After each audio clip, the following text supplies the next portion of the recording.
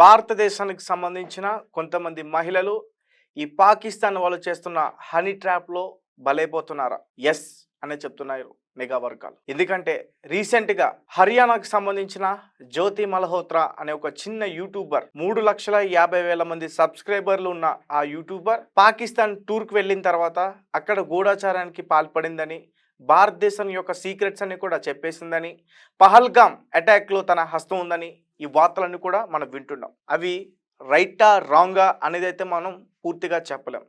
కాకపోతే పాకిస్తాన్కి సంబంధించిన Danish high commission embassy officer agent అతనితో మాత్రం ఈమె రిలేషన్లో ఉన్నది అన్నది మాత్రం వాస్తవం. స్నాప్చాట్లో ఎందుకు చాట్ చేయాలి, ఇన్స్టాగ్రామ్లో ఎందుకు చాట్ చేయాలి, వాట్సాప్లో ఎందుకు చాట్ చేయాలి, అన్నిటికన్నా ముఖ్యం అసలు వాళ్ళ పేర్లు మార్చి నెంబర్లు, వాళ్ళ నేమ్స్ మార్చి వాళ్ళ నెంబర్స్ ఎందుకు పెట్టుకోవాలి?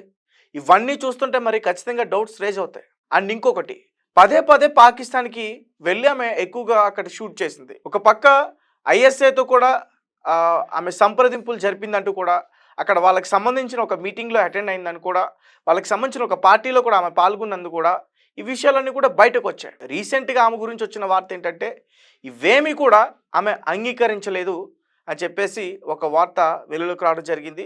అలాగే గూఢాచార్యానికి ఈ పాకిస్తాన్కి సంబంధించిన ఐఎస్ఐ సంస్థకి ఈమెకి సంబంధం లేదంటూ కూడా చెప్తున్నారు. పోలీసుల వరకు కస్టడీలోకి తీసుకున్న తర్వాత ఇన్వెస్టిగేషన్ చేసిన తర్వాత చెప్తున్న వార్తలు ఇవి. అయితే ఎన్ఐఏ ఇంకా విచారణ మొదలు పెట్టాలి, ఇంకా ఐబీ ఇంకా విచారణ మొదలు పెట్టాలి. అప్పుడు కదా నిజాలు బయటకు వస్తాయి. అప్పుడు ఇప్పుడు ఈ శశాంక్ ఎవరైతే ఉన్నారో అతను చెప్పారని చెప్పేసి ఆమె నిర్దోషి అని మనం చెప్పలేం. ఆమె ఖచ్చితంగా దోషే. పాకిస్తానీ హై కమిషన్తో ఆమె సంప్రదింపులు జరిపింది కాబట్టి ఆమె ఖచ్చితంగా దోషి అనే చెప్పాలి. ఎందుకు దోషి అని చెప్పాలంటే మనం ఒక 15 ఏళ్ళ వెనక్కి వెళ్ళి ఖచ్చితంగా మాట్లాడుకోవాలి. మాధురి గుప్తా 52 ఏళ్ళు మన భారతదేశానికి సంబంధించిన ఎంబసీ ఏజెంట్ పాకిస్తాన్లో వర్క్ చేస్తున్నారు. ఈ మాధురి గుప్తా ఒక 30 ఏళ్ళ యువకుడితో ప్రేమాయణం నడిపింది.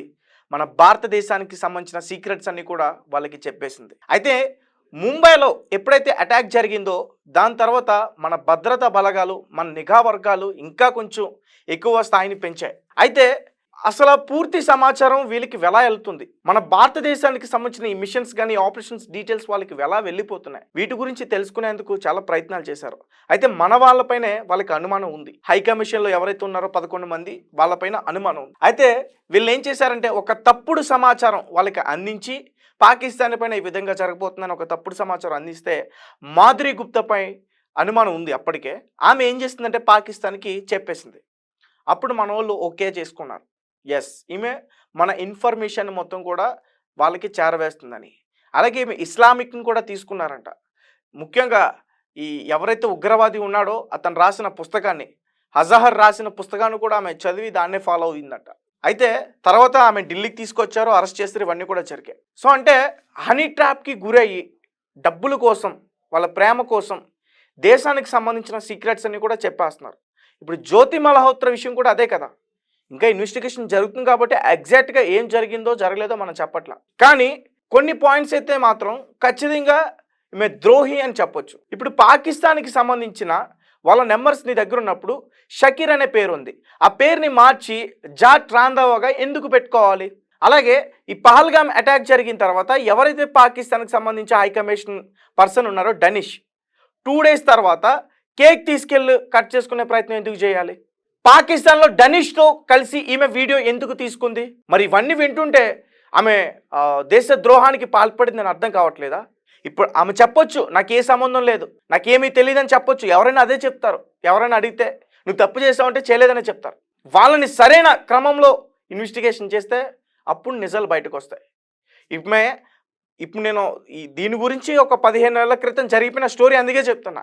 ఆమె చేసిన ఆ దేశ ద్రోహం ఎలా బయటపడిందని. ఇప్పుడు ఈమె నిర్దోషి అని అందరూ ఇప్పుడు చెప్పేస్తున్నారు. ఆమె దోషి. ఇంకా వస్తాయి, అన్నీ బయటకు వస్తాయి కొన్ని రోజులు ఆగితే. అయితే ఈ మాధురి గుప్తా ఏం చేసింది, ఆ 30 ఏళ్ల యువకుడు ఎవడు, వాళ్ళ ట్రాప్లో ఈమె ఎలా పడింది, తర్వాత ఇస్లాం తీసుకున్న వాళ్ళని పెళ్లి చేసుకున్న ప్రయత్నం చేసిందా? ఇంకో విషయం, మాధురి గుప్తాకి 52 ఏళ్ళు, ఆ యువకుడికి 30 ఏళ్ళే. అయినా కానీ ప్రేమాయణం నడిపించింది. సో ఒకసారి పూర్తిగా మనం తెలుసుకునే ప్రయత్నం చేద్దాం. జ్యోతి మల్హోత్రా లాగానే మాధురి గుప్తా మామూలు వ్యక్తి కాదు. ఆమె భారత రాయబారి. అలాంటిదే ఆమె పాక్ ఏజెంట్లుగా మారి దేశద్రోహానికి పాల్పడ్డారు. విదేశాంగ శాఖలో పనిచేస్తూ పాకిస్తాన్ గూఢచార సంస్థ ఐఎస్ఐ హనీ ట్రాప్లో చిక్కుకున్నారు. అలా దేశ రహస్య సమాచారం చేరవేశారు. ఆ తర్వాత అరెస్ట్ అయ్యారు. ఒక ఉన్నత స్థానంలో ఉన్న మాధురి ఇలా చేయడం గూఢచారి వ్యవస్థలో చాలా సంచలనం సృష్టించింది. ఆమె రహస్యం బయటపడింది. 26/11 ముంబై ఉగ్రదాడుల అనంతరం దేశ భద్రత విషయంలో కేంద్రం మరింత నిఘా పెంచింది. భద్రత విషయంలో మరిన్ని కఠిన నిర్ణయాలు తీసుకోవాలనుకున్నారు. అందులో భాగంగా ఇస్లామాబాద్లోని భారత హైకమిషన్లో ఉన్న గ్రేడ్ బి అధికారి ఒకరు గూఢాచార్యం చేస్తున్నట్లు బయటకు సమాచారం వచ్చింది. దీంతో నాటి intelligence bureau chief Rajiv Mathur అప్రమత్తమయ్యారు. నాటి సమాచారం ప్రకారం హైకమిషన్లో ప్రెస్ అండ్ ఇన్ఫర్మేషన్ విభాగం 2వ కార్యదర్శిగా పనిచేస్తున్న మాధురి గుప్తా పాకిస్తాన్కు సున్నితమైన సమాచారాన్ని చేరవేసినట్టు గుర్తించారు. ఆమె ఉర్దూలో పాండిత్యం, సువి కవిత్వం మీద ఆసక్తి కలిగి ఉండటమే ఆమె దారి తప్పడానికి కారణమైంది. కానీ అధికారిక రహస్యాలను లీక్ చేస్తూ దేశ భద్రతకు ముప్పు తలపెట్టాలని గ్రహించలేకపోయింది. ఈ క్రమంలోనే గుప్తాను అనుమానించిన ఐపీ చీఫ్ రాజీవ్ మాథుర్, రా chief KC Verma, home secretary GK Pillai సమాచారం అందించారు. అనుకున్నట్లుగానే గుప్తాపై 2 వారాల పాటు నిఘా పెట్టారు. ఆ సమయంలో ఆమెకి ఉద్దేశపూర్వకంగానే ఒక తప్పుడు సమాచారం అందించారు. అనుకున్నట్లుగానే ఆ సమాచారం పాకిస్తాన్కి చేరింది. దీంతో వారి అనుమానం నిజమైంది. తర్వాత ఆమెను భూటాన్లో జరిగిన సార్క్ సమ్మిట్కు మీడియా సహకారం అందించాలనే నెపంతో ఢిల్లీకి పిలిపించారు. అలా వచ్చిన మాధురి గుప్తాను ఏప్రిల్ 21, 2010 ఢిల్లీకి వచ్చిన మాధురిని విదేశాంగ అధికారులు ఢిల్లీ పోలీసులకి అప్పగించారు. అలా అధికార రహస్యాలు చట్టం కింద 2010 ఏప్రిల్ 22న మాధురి గుప్తాను అరెస్ట్ చేశారు. ఆమెపై భారత గూఢచారి అధికారుల సమాచారం లీక్ చేయడం, హైకమిషన్ సిబ్బంది బయోడేటాలు బహిర్గతం చేశారనే ఆరోపణలతో కేసు నమోదైంది. ఈ సందర్భంగా మాధురిని విచారించిన భద్రతా అధికారులకి సంచలన విషయాలు తెలిసాయి. జిమ్షేద్ అలియాస్ జిమ్ అనే 30 ఏళ్ల యువకుడితో ఆమెకి పాకిస్తాన్ గూఢచారి సంస్థ ఐఎస్ఐ వలపుల విసిరింది. అప్పటికి మాధురి వయసు 52 ఏళ్ళు. కానీ ఆమె కంటే వయసులో సగం చిన్నవాడైన జిన్ మాధురిని ప్రేమగా మోసగించి రహస్యాలను సేకరించాడు. ఈ మొత్తం వ్యవహారం అప్పటి పాకిస్తాన్ మంత్రి రెహమాన్ మాలిక్కి సన్నిహితుడు, ఉన్నతాధికారి అయిన ముదస్సర్ రాజా రాణా నడిపించినట్టు లీక్ అయింది.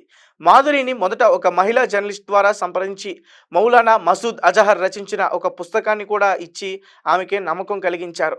ఇస్లామాబాద్లో నివాసంలో కంప్యూటర్, బ్లాక్బెర్రీ ఫోన్ ద్వారా ఆ వ్యక్తులతో గుప్తా తరచూ సంప్రదింపులు సాగించినట్టు ఆ తర్వాత పూర్తి ఆధారాలు సేకరించారు.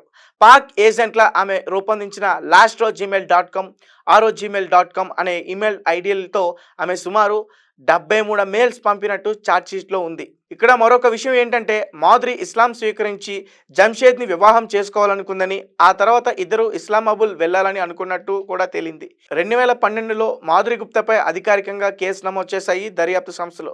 21 నెలలు మాధురి తిహార్ జైలులో గడిపిన తర్వాత బెయిల్ వచ్చింది. 2018లో కోర్టు ఆమెను దోషిగా నిర్ధారించింది. అయితే చివరకు 2021 అక్టోబర్లో రాజస్థాన్లో భివాండిలో ఆమె చనిపోయారు. సో గైస్ చూసారు కదా. సో ఖచ్చితంగా జ్యోతి మల్హోత్రా కూడా ఇదే విధంగా హనీ ట్రాప్కి గురైంది అని అయితే మాత్రం నాకు పూర్తిగా అర్థమవుతుంది. మన ఇంటెలిజెన్స్ సమాచారం మొత్తం కూడా బయట పెట్టట్లేదు. త్వరలో ఖచ్చితంగా పెట్టి మేము దోషిగా ప్రకటించే రోజు అయితే మాత్రం ఖచ్చితంగా వస్తుంది. కొన్ని విషయాలు అయితే మాత్రం క్లారిటీగా తెలుస్తున్నాయి. అండ్ రీసెంట్గా వచ్చిన డైరీ కూడా ఆమెది కాదంటూ చెప్తున్నారు. బట్ ఏదేమైనప్పటికీ ఆమె అంగీకరించిందని ఒక వార్త కూడా వచ్చింది. తర్వాత గూఢాచార్యానికి పాల్పడలేదని ఒక వార్త వచ్చింది. కానీ దేశానికి సంబంధించిన సీక్రెట్స్ చెప్పిందా చెప్పలేదనే విషయం మాత్రం ఇంకా బయటికి రాలేదు. జై హింద్, జై భారత్.